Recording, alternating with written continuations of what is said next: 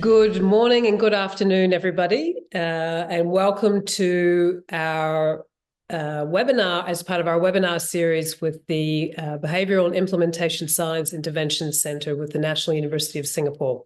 And I'm saying good morning and good afternoon because I think we're straddling a few time zones across Singapore and Australia. So it's nice to see you all, well, at least to have you join us. I'm Robin Milden. I am a visiting associate professor with BISI at the National University of Singapore and also CHILD, another centre we've established there. And I am the CEO of the Centre for Evidence and Implementation, which is a global social purpose group doing research and training. And we also have an office in Singapore where I will be tomorrow, but I am not there today. So again, I haven't done one of these for a little while. Those of you that enjoy either watching our webinars live or joining us, this will be recorded, so it will go up on our website afterwards, so anybody can watch it anytime. But I'm very, very pleased to be here, and we have two very fine speakers. It's going to be quite not to make them feel too nervous as they come on, but let me introduce, and before I do that, actually, let me reinforce that those of you that have joined this before, we do like to make this somewhat conversationally and interactive. And we also encourage participants to put questions in the Q&A box at any time you want, and I will throw to them throughout the webinar. We don't wait till the end. Hopefully we can get some interaction coming from you as well. We've got about 150 people online now, which is great. So I'm going to introduce our first two speakers, well, our only two speakers, in fact. I don't know why first two. So Associate Professor Yenni Tim. I'm going to read your bio a little bit, Yenni, but I'm not going to do you justice at all. So you are an Associate Professor at the School of Information Systems and Technology Management at the UNSW University of New South Wales Business School. Her research program addresses practical challenges at the nexus of digital capacity, resilience, and societal progress. I'm going to stop there, though, because her bio, particularly, it does go on for a while, which is super impressive, and we're very grateful that you could spend the next hour with us. And you're joining from Sydney. And because Yenni's in Sydney, and those of you that know the way Australia works, I was pointing out to her in our prep that it's sunny in Melbourne today, which people in Sydney never believed me. So I have evidence for that. And then we have Professor Chirk Jenn Ng. So I'm just going to call him CJ, and he gave me permission to do that, or even Professor CJ, if you like. So Professor CJ is a senior consultant at Sing Health Polyclinics and a clinical professor at Duke-NUS Singapore. His research expertise is in the field of digital health, shared decision-making, and implementation science. And he uses qualitative, quantitative, mixed methods, in fact, every method, to evaluate and implement healthcare interventions in primary care. So this is great. And to let you all in on a little secret, CJ and Yenni work together already. So we're going to hear a little bit about some of the individual work they do, but also about some joint work they do. And let me read you the lofty topic of this webinar, no pressure. Making digital health interventions work. Challenges and key solutions. Key solutions. So we have a job to be getting to some key solutions by the end of our time here today. So Yenni, as I gave you fair warning, I was going to ask you to go first and just provide some general information about you and your work and what you've been doing, maybe a couple of highlights of your career, and then I'll go to CJ, and then I have some more specific questions. So please go ahead. Thanks so much, Robin, for the introduction, and thanks everyone for attending the seminar, and thanks for having me. So I am an information systems researcher. My work mainly focuses on promoting the effective design and implementation of digital technologies. And specifically, my projects focus on resilience building and sustainability goals. So some examples would be designing digital solutions for crisis response, for renewable energy, energy poverty, social inclusion, including digital inclusion. So most of my, if not all, I think actually all of my research projects involves digital technologies. But as I was working on all these projects, I noticed a common theme, which is the challenge of getting a new digital solution to work as intended in practice. And this is true no matter the context. It's not unique for healthcare. It's different contexts that I have been, involved in. There is challenges on getting the digital solution to work.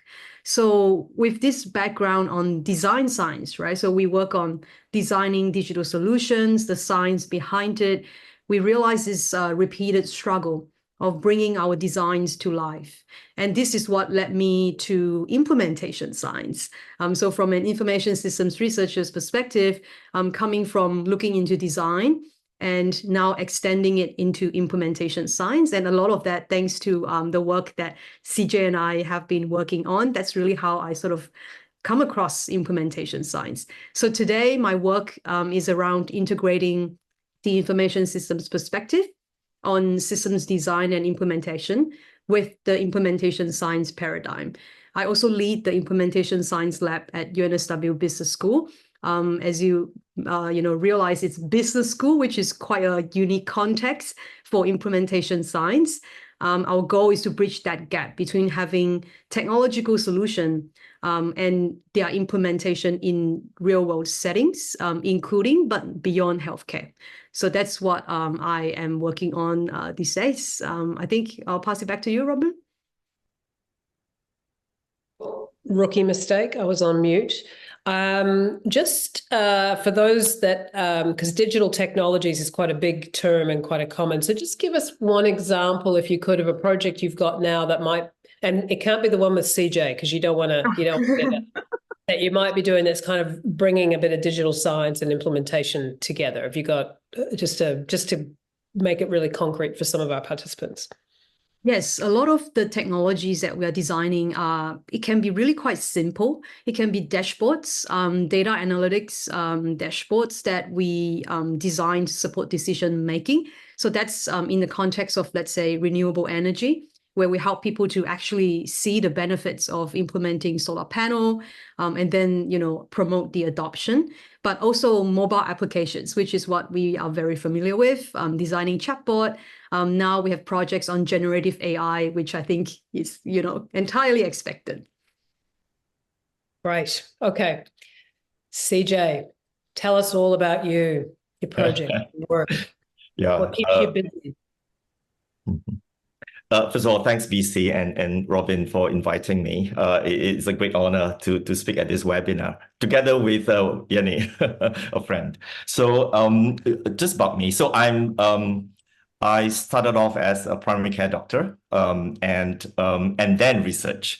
So currently I'm not really a full-time doctor now. I'm just doing half a day a week. So. But my plan is actually, or what I'm doing now is really to try to find problems to try to solve.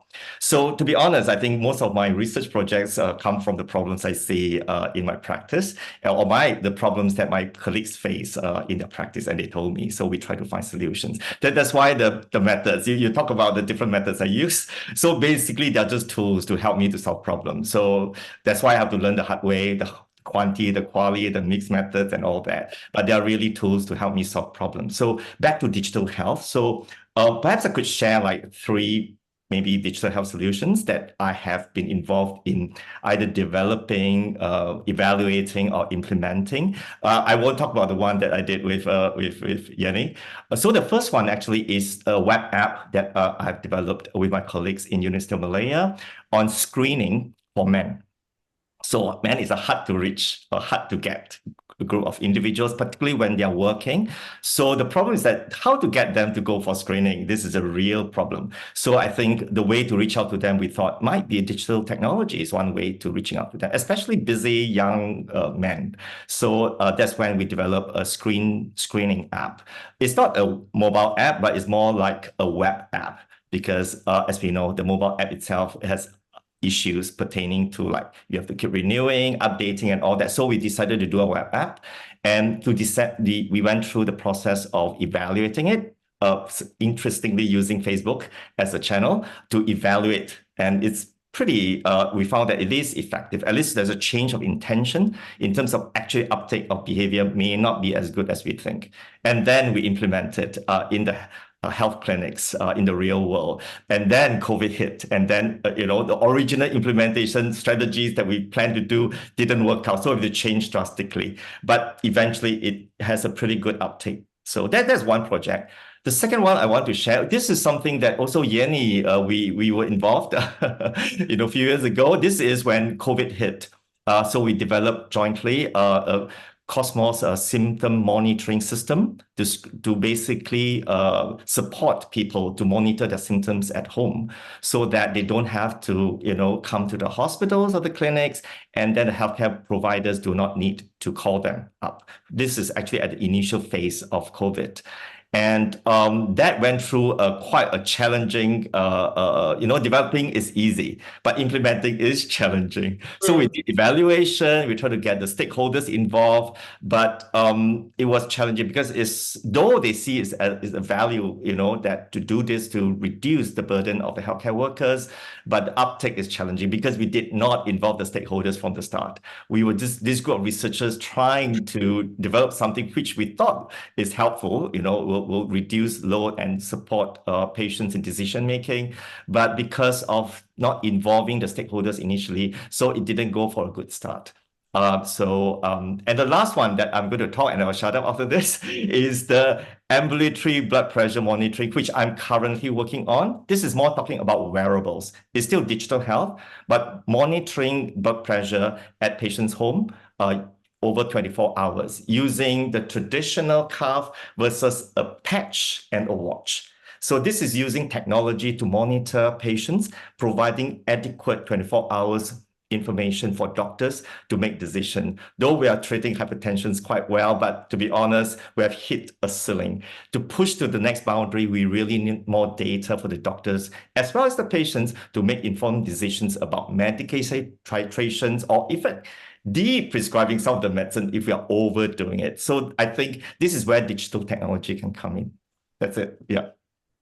I have so many questions, but let me ask you both to describe the project that you're doing together that you were telling me a little bit about, and maybe describe the project. And it's almost as if both of your careers are based on problems, which is great, and solving problems. So it would also be good to hear a little bit about what were you trying to solve. So, for example, with the example you gave there, CJ, young men being hard to reach, so you thought that might have. So just, if you could highlight what the problem was and then what you did and what you found. And then, again, I'm going to dig around in these problems a little bit and bring some behavioural and implementation science in. So please go ahead. I don't know who wants to go first. Maybe CJ, do you want to go first? Okay, maybe we talk about the PaySit app, shall we, Yenni? Maybe I'll give a bit of background and then hand over to Yenni, who did most of the evaluation work, really. So this is actually an initiative that was started with Dr. Agnes Kung, the late Agnes Kung, who actually saw the problem of communications between primary care providers and community care workers. Primary care see all the patients with multi-morbidities, poorly controlled, keep coming back to the clinic, keep admitting to the hospitals. And then the problem with that is sometimes not medical, but it's the social environment. So who are the ones that look after them in the community is actually the social worker out there, the community nurses, which, to be honest, the primary care team usually do not have contact with. So they do that in the community, and then the primary care team do it in the polyclinics in the Singapore context. So there's no platform or channel for them to communicate. And as you know, health data is sensitive, is tightly regulated and protected. The community, the social data that's collected by the social worker out there are also sensitive, and they are not shared with the healthcare workers as well. So that's the problem. How do we share this information so that we can provide better care for the patients and to improve their health outcomes and reduce, healthcare utilization? So this is when we thought maybe some technological sort of solution whereby we get these two groups of people share data in a secure, seamless way so that they can communicate real time, and to provide care for the patient. So I think that's when this particular solution, we call it the PaySit app, was developed. Yeah. So I think, Yenni, you can take over and talk about the rest, because you went through the whole document analysis, interviewed so many people about how they develop and use this particular application. Yeah. Yes, so it was really interesting because CJ, sort of approached me and said, there's this app, and it was so carefully and rigorously designed, but we're facing some issues with the uptake, and especially not the adoption in the first sort of instance, but continued use and realizing the outcomes that the design team was envisioning. So I was coming in as almost like an outsider trying to understand what's going on. The design was impressive. I reviewed the documents and the processes, talked to the core team, and it was really systematic, very rigorous. And then we, talk about the implementation and the use of the app. And we basically sort of through the project realized that there's really this challenge of what we term as design reality gap. And it is the mismatch between the design objectives and the reality. So how people actually use the design or the artifact that was designed. And there was a lot of learning from the process. And I think we can talk about that maybe later if we go into the specific, challenges. But overall, it's the perception about, focusing on the design process, creating a really sort of comprehensive solution, but looking at implementation almost like a one-time event, which is something that we see, and it's not, just for this one project, but it's something that we have seen from a lot of information systems implementation research, where we look into implementation as something that once the app is working, then it is something that we should hand off, to the users, and they would see the benefits of the solution. They will continue to use it as intended. But a lot of the time, it doesn't happen that way. Implementation is really a social technical process. It's not just technological. And there's a lot of organizational change that are happening in the process. So we were looking into this project from that perspective. How can we identify some of the challenges which are, framed as the design reality gap? And then more importantly, what can we do moving forward in similar projects to address some of these gaps? But I will stop here first. Pass it back to you, Robin. Well, I'd love to hear the challenges. So Okay. just to frame it up for the audience, digital technology and all the other terms it's used are notoriously known for being hard to get uptake and hard to get sustained use. And I think why this is a very exciting webinar, bringing the two together. So what were the challenges? And were you able to design into your evaluation a way to deal with that didn't affect the methodology or was built into the method? Like, how did you do that? Because a lot of people would say you have to wait to the end and then find your results. So obviously you did something a bit different. So go ahead. Yeah, I will talk a bit about the challenges, and then CJ, please feel free to jump in anytime. I think we sort of, after we went through a lot of interviews and focus groups with the users, there are three types or three classes of challenges that we identified from a project like this. Again, it's abstracted, it's not just from one project, but consolidating, lessons that we learn from multiple projects. The first is always alignment. And I think this is not surprising. So when we design something, we tend to, even though with the best intention, with the participation of end users in most cases today, we tend to create a simplified representation of the processes and routines. But those are ideal representation. It's pretty straightforward. You know, if I use the app, I will tell you these are the steps that I will go through. But a lot of the time, this kind of mapping, because of the simplicity, it misses the mark because it doesn't account for the need to harmonize the different processes and routines when a solution is deployed in the organization. So when it comes to implementation and after implementation, we realize that, you know, the digital solution doesn't quite fit with the existing organizational routines and structure. Especially you need people to compromise. You need people to change their workflows, to adopt a new process. Again, it's a, you know, social technical process. So we need organizational change, and there are processes that are interconnected. So from that one project, we also see, you know, the different actors. So people in primary care, the social workers, they have to adjust their workflows. And a lot of the time it can be quite difficult. In the beginning, people are willing to do it to sort of, you know, as they see the vision and the benefits of the solution. But in the long run, such adjustments will need some sort of interventions and support. So that's the first sort of challenge that we see. And then the second one is integration. So when we think about integration, especially in healthcare, a lot of projects, we think about the technical integration, which is very, you know, important, right? So there's a lot of legacy systems, the existing infrastructure, the standards, the protocols. So we need to be able to integrate the technology into the existing system. But again, there's also the organizational side of things. If we take implementation as a hands-off thing, it's as a one-time event, then some users, especially those who sort of started using the app after the whole design activity concluded, they might not know why are we using this system.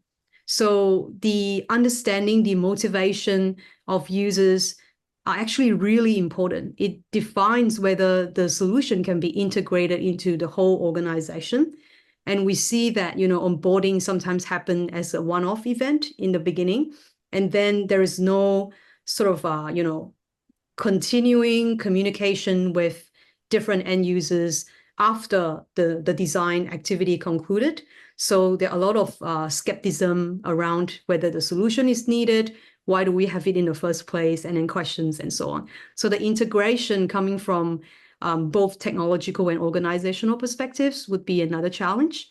And final sort of challenge is the slightly longer term continuation, because when we work on something and when we have a solution, in the beginning, it delivers certain things, but in the long run, it will be appropriated to do something different.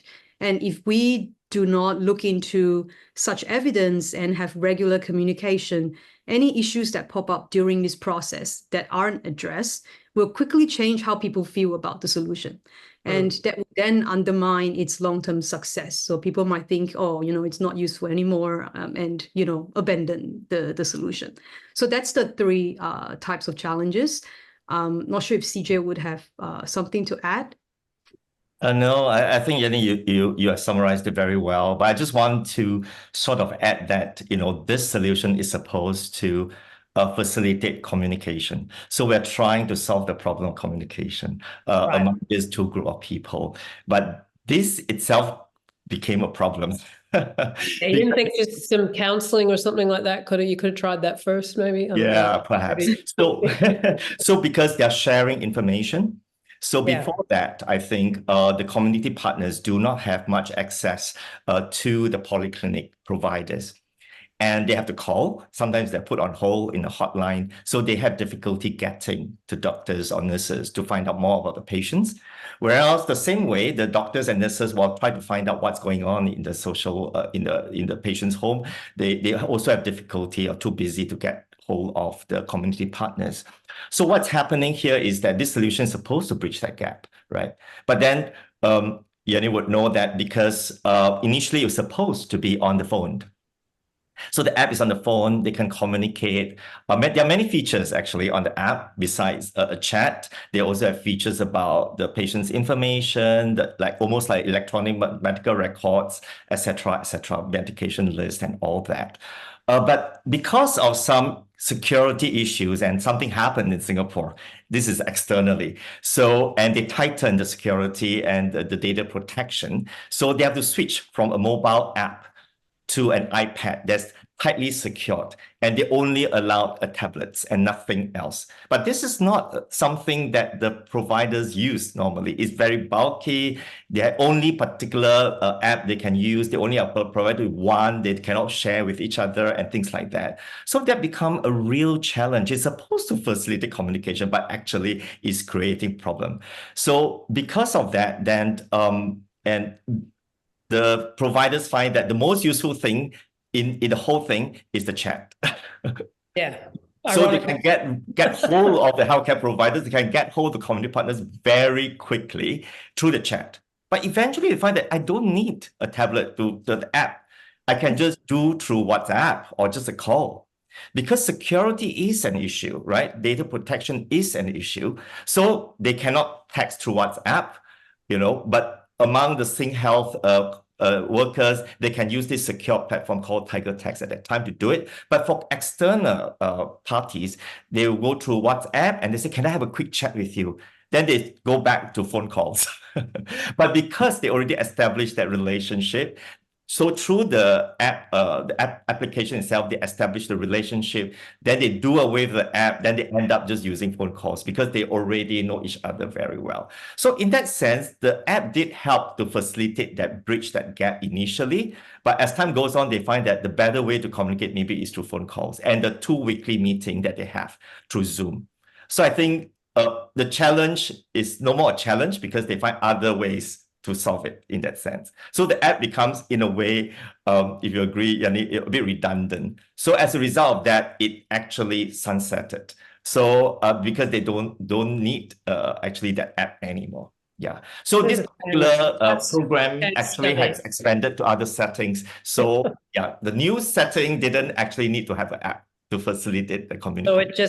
So basically the implementation challenges, overcoming it was people talking to each other despite it being a digital, which makes my heart so warm and happy to hear that. That's fantastic. When you designed your evaluation, because that can be quite a tricky job in the work that you do, was the finding that people tended to use another way to communicate, or did you adjust your evaluation? Okay, all right. So Yes. There's, as you know, in implementation in behavioral science, there's these evaluation designs called hybrid designs, which allow you to adjust as you're going a little bit more, but keep your rigor. But you didn't need to use one of them. You used a pre-post. Is that right? Yes. Yeah. And the outcome is really, a workaround, right? So people decided, this is actually much easier. But like what CJ was saying, it's almost helping us to identify the core of the problem, which is communication, and can be realized in different ways. Yeah. We're getting some really cool questions, and one is linking to this. So I'll just read it for you and invite Yenni and a few others to put. So in terms of solutions looking for a problem, this seems to be quite common for those who work in healthcare field. How should tech developers engage healthcare workers effectively in the development phase, or maybe even in the identification of what the problem is? And then what is the solution? And is it, again, your case study is maybe it should never have been a digital solution. Maybe there is another, but just have each of you comment on that question. Yenni, you go first. Yeah, so I think that's a great question. How can we basically work together, right? Because from I think what CJ was saying earlier, he is basically seeing problems from practice. So he is the problem owner from the information systems perspective. And then for us is, we know a lot of different toolkits, different technologies that might be able to solve some problems, but the problems are not owned by us. So a lot of the research that, at least in my discipline in information systems, when people conduct a research, is quite like what the question was saying. So it's almost like having a solution. So if I am a dashboard designer, I will design a dashboard for everything, even though, you know, they might not need a dashboard. And, you know, we don't work with the problem owner as much in the design process. And that's something that I think is what the collaboration between CJ and myself, I think that's the biggest learning for me as well, where we need to blend that perspective. So we need to have the problem owner tell us exactly what the problem is. And as the designer, you need to take as objective as possible a view on the problem, whether it is a technological problem, like is it something that you need a new app? You know, nowadays it's like every problem, the answer is design a new app, but it's coming up a lot in the questions. Must we make more apps? Yes, exactly. So it's not always, you know, design a new app. It might actually be just changing the process. So I think during the initiation of a project, the two parties, the designer or the solution developer and the problem owner, should come together and critically assess, you know, if there is a problem, what is the problem, and is it something that we need to solve with a, you know, digital solution, or is it something that a change of process can address? So I think coming, you know, to that collaboration as early as possible in a process would be the key lesson that I have learned from, you know, working with different digital initiatives in different contexts.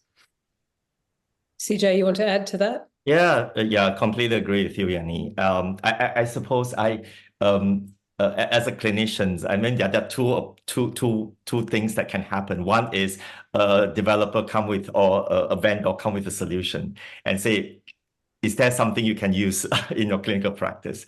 The other way is that I have a problem, then I actively go and seek out a developer to help me to develop this, the solution. So I think both are equally important, because the developer coming to us, you know, saying that there is a potential solutions, maybe you want to use it. It's not tailored to particular solution, but most of the time we can think of problems that we can use that solutions and apply them in the clinical setting. But I must say that most of the time it doesn't work out very well. But I usually refer them on to other colleagues who may want to use those solutions. But I have been involved in quite a lot of more clinician-initiated kind of digital health solutions, whereby we actually want to solve a problem and we think that digital technology is the way to do it. So we have to seek out ways, you know, vendors or students sometimes, or academicians, you know, in computer science departments, to jointly create this solution. I was telling you about the COVID symptom monitoring system that was done in 10 days, together with you know, the professors in computer science as well as the students. Everybody was very free during COVID, so we just hacked the solution in 10 days and, you know, go through the whole rigorous process of testing it, user acceptability, etc. So that was really good, because we have a problem, everybody comes together and solve the problem. But the the screening app is slightly different. It's more like a PhD project, whereby people went through rigorously the whole research needs assessment, finding literature review, what is the evidence, and then come together and then get the developer to come to build that solution and go through the alpha testing, beta testing, you know, process, and iterative, very agile process of developing the digital technology. And then went through proper evaluation and subsequently implementation, assess using a AIM framework, etc., etc. But that took, to be honest, that whole process took about 7 years. So it's really, really long, right? And in the ideal world, that doesn't, it's not going to work, right? So, but from the developer's point of view, I think the best way is that you know, if you make some friends with the clinicians and then try to talk to them, find out their problems, and then try to then co-create that solutions together, I think that's the way to go. Yeah. I think there are departments, you know, clinicians who are more open to this kind of thing. So I think it's just to find the right partnership, really, to do this together. One thing I'm thinking about listening to you both talk, though, and then I'm going to pull in a couple more questions, is it's almost the digital technology is one of the implementation strategies itself. So it's because in other areas, including healthcare, you would look at what the evidence says you should do to solve that problem, and you would get that evidence and you would implement it. So blood pressure, all the thing, weight management, and that's similar to mental health and, getting better with social care and all that sort of stuff. Whereas you don't really have that. So it's not like you can go to an evidence-based of digital technologies and pick off the one that best delivered, helped solve that problem, because there is no evidence base. So it's almost, in thinking about it, it's a strategy within implementation science itself. It's not separate too. And it's like you've sort of come to that the way the rest of us did, of things not working and it not solving and it not sustaining.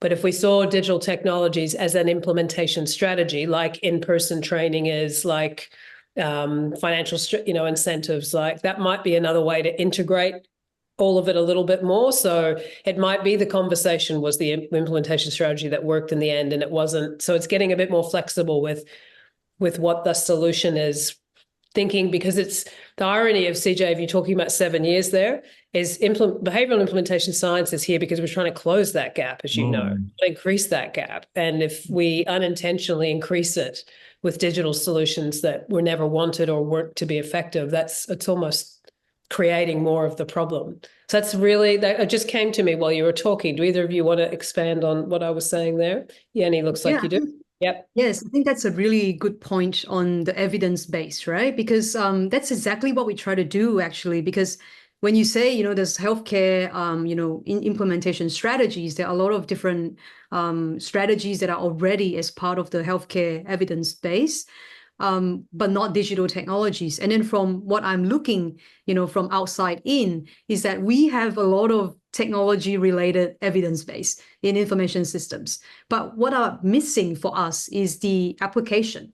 So the patterns, the mechanisms behind applying such evidence in different contexts, including healthcare. So there is some sort of overlap from what we do and what is happening in healthcare, because we do healthcare information systems implementation. But obviously our evidence base is on the information systems itself. And then from the healthcare side is more on the healthcare, the needs, the processes, the requirements, the goals. So if that two can be bring closer together, then we can leverage each other's evidence base and come up with something that is much more, reasonable from both ends, right? From the technology end and from the healthcare. So I think that's perhaps an opportunity to extend implementation science studies to different contexts so that we can leverage their evidence base. Yep.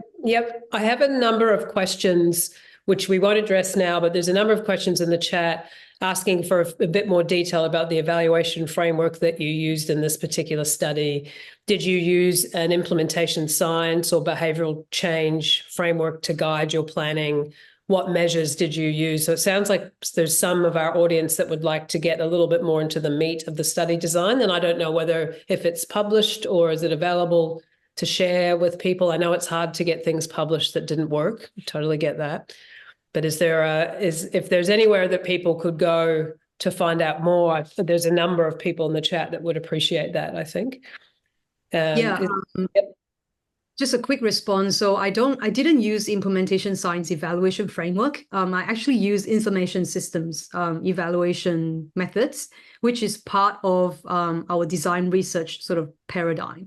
So a lot of those things would be the formative evaluation and summative evaluation, where we look into, it's all qualitative. So we are not looking into the quantitative measures on what actually changed, but because of the difficulty in uptake and continued use, we wanted to understand the rationale behind. So we took a qualitative approach and we look into, the processes and everything. We are working on the papers, so it's not published yet, but happy to talk to anyone about, some details if we wanted to, learn more about the project. That'd be great if you could do that, because there are a number of different questions, probably people trying to do evaluation projects themselves with digital tech. All the questions are great, participants, and they're coming in thick and fast. So I'm trying to theme them up. But here's one that's quite cool. Are there certain strategies that are applicable to implementation of most or all digital solutions, so we don't have to remake the wheel every time? What are the parts that remain and need more study, and what would be more specific? So I think they're basically saying, what implementation strategies have you worked in the past to increase uptake and adoption? Because I might want to use that in my work. So are there any? Do we know of any? Have people started doing reviews on them? Go ahead, CJ, you go first. Yeah, sure. Yeah. So I think that's an excellent question, really, something I want to know as well. But having done that, on a few projects, there are some recurring themes, to be honest. I think in terms of stakeholder engagement is critical, starting from the word go, engage the stakeholders. When I talk about stakeholders, is of course from the policymakers, the management, the healthcare providers, extremely important, as well as the users, obviously. So I think the healthcare providers is really, really critical. Equally important is the policymakers. In fact, I think the users, the patients are important, but they probably involve them in the designing rather than in terms of as a strategy to reach out to them. I think the healthcare workers actually play a very important role. I'm saying this is because of the fact that, again, I go back to the screening app itself, engaging the stakeholders, the hospitals or the clinics from the word go is what we found to be effective. And also the fact that the healthcare providers, the training is important as well. I think this is nothing new. I think, we look at the ERIC framework and all that. Training is probably the most commonly used strategy and we can't run away from that, because if they're not trained, then they won't take it up. But equally important is the top down, the champions and the leaders.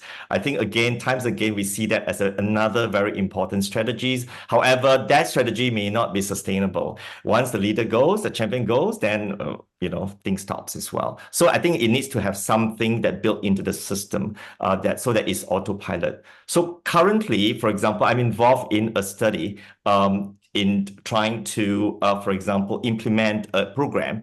This program is maternal and child program. So it's already been implemented for the past 5 to 6 years. It's supported by Ministry of Health of Singapore. Now they want it to be integrated into the system itself. So we're scratching our head. It's quite costly. Now, without the support from from Ministry of Health, can we still sustain this? So the implementation then the whole program has to be tweaked, because it's too costly to run as it is. So when we want to continue to sustain it, we have to tweak the program. So I think when we come to implementation strategies, we really have to think about sustainability as an important outcome. Sometimes we just implement it as a strategy, but without thinking very carefully about the sustainability of it. So I think that's my take on this. Yeah. And you referenced the ERIC strategies before. Do you want to tell people who don't know what ERIC is, what you were referring to? Yeah, sure. So as we know, if you're familiar with implementation science, so we have the evidence-based intervention. Then we try to find out what are the perceived barrier or facilitators in implementing it. And then we map the barriers with a list of strategies. ERIC is one of them. So it is the recommendations in implementing various strategies. So there's a list of them that mapped with the barriers that you can choose from. I think CIFR has nicely mapped with ERIC to see what kind of barriers should be solved by what kind of strategies. And then after that, then obviously we evaluate to see whether these strategies are effective or not. There are many outcome measures as well as process measures that we can use. Re-aim is one of the very popular outcome measures that we look at. And then at the end, then we look at, then the cycle repeats itself in that sense. So I think that's, in a nutshell, I think this is basically based on the knowledge to action framework that we just threw out 5 different frameworks there, CJ. And we know one of the criticisms of implementation science is we have too many frameworks, right? CJ just demonstrated. Yeah, I know. And each one has their own favorite framework, right? People have their favorite. Yeah. We have a campaign going for no more frameworks. So just use them. But CIFR, just for people that are new to the area, is the Consolidated Implementation Research Framework, which is another way at looking at lists of barriers and facilitators. Yeah, so that was quite, I'm gonna use that, CJ. That was quite good. Do you want to add something points there, Yenni, to what CJ was saying? Yep. Yes, I think completely agree with CJ. He actually basically mentioned all the points I have, but one thing that we have seen across contexts, right, in all the research projects involving implementation of digital solutions is really the user champions. So this is the same for the symptoms monitoring project that I worked with, CJ, with the user or change champions in the team. They play the most important role because change is difficult. I think it doesn't matter whether it's digital or not. It's always difficult, and we don't really like to change.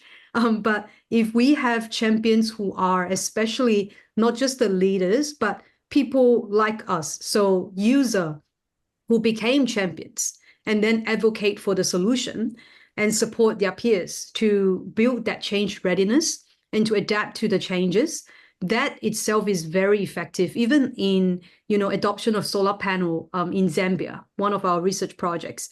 We see that as the key factor that actually allows solar panel to become a norm in that local community. It's when they see their neighbors are using solar panels and they are able to articulate the benefits of it back to them. And you see that, oh, we are the same. So we are the user and you advocate for it. I know I have support if I need it. Later, if I adopt the technology, I have problems, I can go to you. But seeing that champion is really going to make a difference. And one more thing is implementing in phases. So implementation is a process, not an event. If we are able to manage the process with a small group of users with representatives from different roles, and then actually gather evidence for that first phase, a small pilot, and then design interventions for the next one and the next one. So implementing it in stages or in phases would really help. I have an implementation challenge question for you both now. So this is from our participants. And so we were just talking about all the things or barriers to implementation that can happen when you're trying to do something and how do you overcome it. And I imagine this is quite prominent in the areas you two work in. How would you approach the issue of competing technologies? Would you directly try to take out the competition? I did not say that, that's in quotes, or see how you complement them. And so just to provide, I've certainly seen this in the work that we're doing in multiple countries around the world, where you're choosing from 4 different apps, or you have to sign up to another one because you're in a different doctor, or you're, which personally drives me a little crazy, but, or there's a screening solution here and another one here. So how are you guys, given you're in the industry, how are we collectively trying to overcome that barrier? Do you have any tips, ideas, special thoughts? Because CJ's laughing, he's going first. Okay, I thought ladies first, but anyway, so I will, yes. So I'm laughing is because currently I'm testing this 3 technologies that I was telling you about, this ambulatory blood pressure monitoring. They're competitors, right? One is the traditional cuffed blood pressure that you have to wear 24 hours and it will pump every 30 minutes, even when you're sleeping, right? Over 24 hours. The second one is a patch that doesn't disturb your sleep. You just have to put it there, but you probably cannot go for a shower for 24 hours. The last one is a watch, which seems like a good idea. It's just like a watch, but it is a bulky watch. And it's using some technology called tonometry on pressuring on the radial pulse. We thought we'll test out these 3 competing solutions and see which one is the best way to go and which one is the one that patients prefer or healthcare providers prefer, and also mapping with this accuracy. All these are approved by FDAs and they're all equally. So we did a user acceptability test in terms, and also the provider's feasibility test itself. So you asked me how should we solve this problem? I find this particular study that we did, which took about 6 months, very, very eye-opening, because it's through this that certain challenges we thought were the challenges actually were not, when we actually did the study with about 40 to 50 users. So we thought the watch is a good idea, but they found that it is very bulky and it has some pain, and that the patch seems like a good idea, but they don't know whether it's monitoring because there's no signal whether it's working. At the end, they find that they can trust the cuff most because it keeps pumping. They know that it's working. So we thought it's pumping, it would disturb sleep, but actually it did not. Most of them, even light sleepers, find that it's quite okay. It's very acceptable. So I would just say that from researchers and from clinicians' perspective, I think if you have competitors, we really need to test it out before we really can choose which is the one to go for. I think that's my take. There's a theme going on with you today, though. Every solution you're giving us is old school. We went back to the conversation, and now we've gone back to this whole digital technology thing. I don't really feel like you're selling it very we're CJ, Yenni, help us out. No, I actually think old school approach is the best because when we think about technology, we always think the really fancy. Even now with AI, we think it's going to solve all our problems. But actually, ultimately, it comes back to human. So it comes back to the user. And I completely agree with CJ. I actually have nothing to add on, how to pick the competing options. I think we pick the one, we test it, we evaluate it with the users in the environment that we want to implement. And then we pick the one, if it's a vendor, then we pick the one who understands our process the most, the solution that fits with what we want to do the most. So it's actually something that is really, magical about how the technology would be able to be evaluated in a very, sophisticated way. It's a little like the pharmaceutical industry, isn't it? So hopefully we get more of testing competing products, but that's done independently and not by the industry themselves. That would be the ideal outcome, nice, transparent testing of solutions. So we've got some evidence for that. That's excellent. And this is sort of related, one of the big challenges in implementing new solutions is time, manpower, cost, money. How can we optimize resources required for developing, researching, evaluation new solutions, and how do we know if the outcome for the solution justifies the resource? We're getting at cost there, and maybe hidden costs, I think, is what the participant is getting at. Yenni, do you have a couple of comments about that? Yeah, that's a difficult question because it's ultimately, the worst answer, it depends. Because, for example, I'm currently working on a project that has nothing to do with healthcare, but it's about implementing generative AI in organization. And our sponsor asked us that question exactly. So that's the question that we are supposed to, perform research and provide answers to. How do I know if this is, worth my investment in terms of costs? What's the benefits? How much did I save when it comes to, having AI automating some of the work? And are there any hidden costs? Like you said, there are risks as well with my data. So we are actually performing a highly customized assessment and evaluation for the organization, looking into where they implement generative AI, what are the outcomes before and after, and we're going to do interventions to see if we can sort of help them to improve the outcomes and therefore maximize, the value for investment.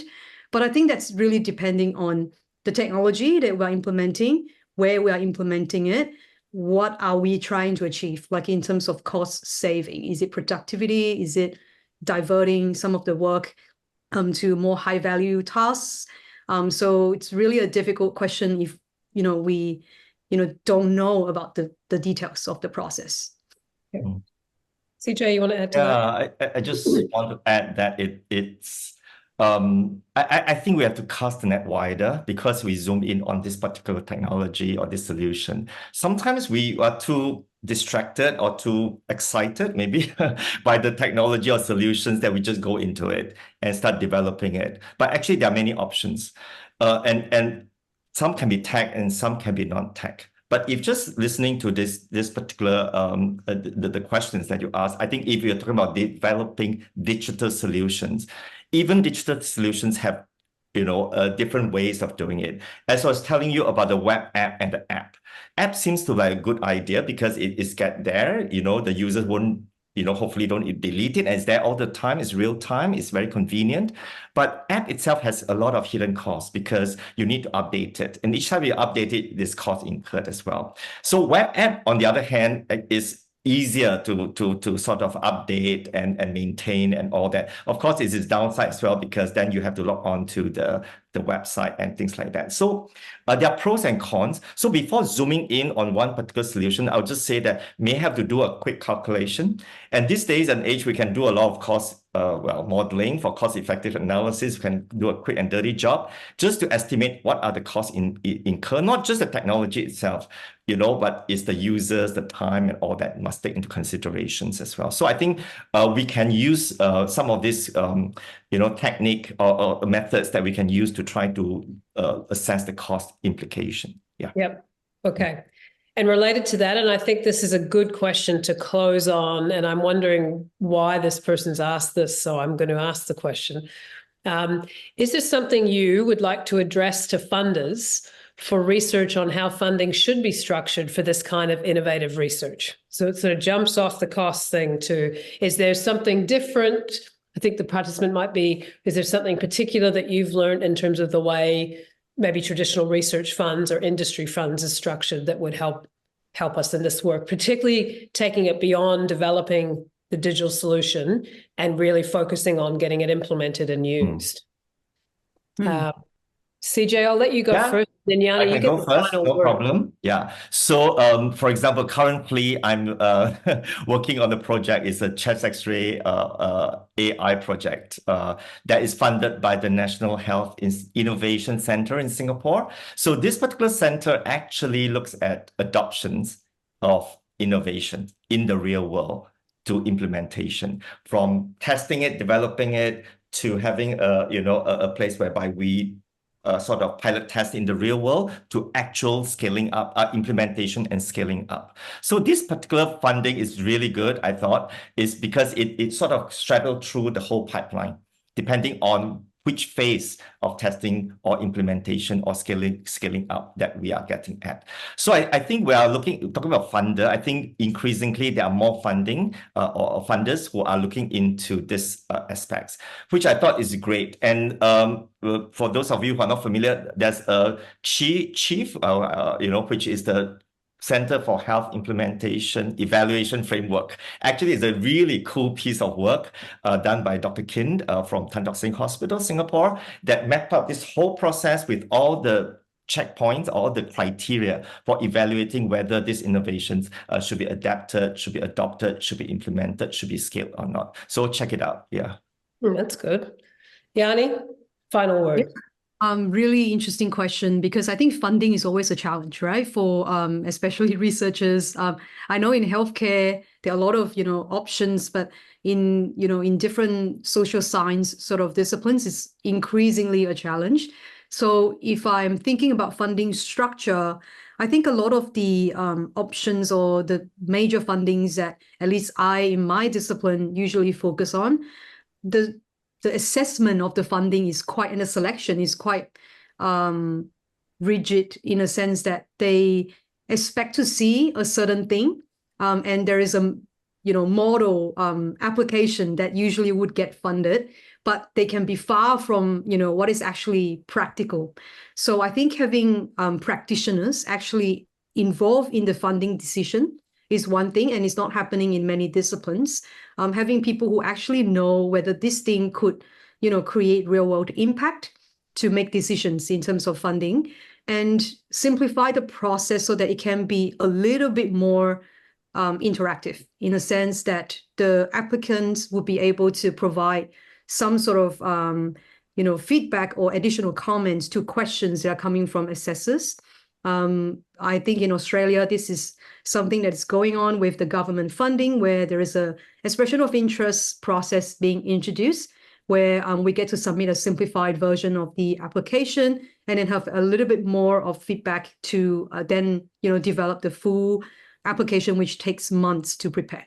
So if there's something in the process that can be more simplified and a little bit more feedback, then I think that can help a lot.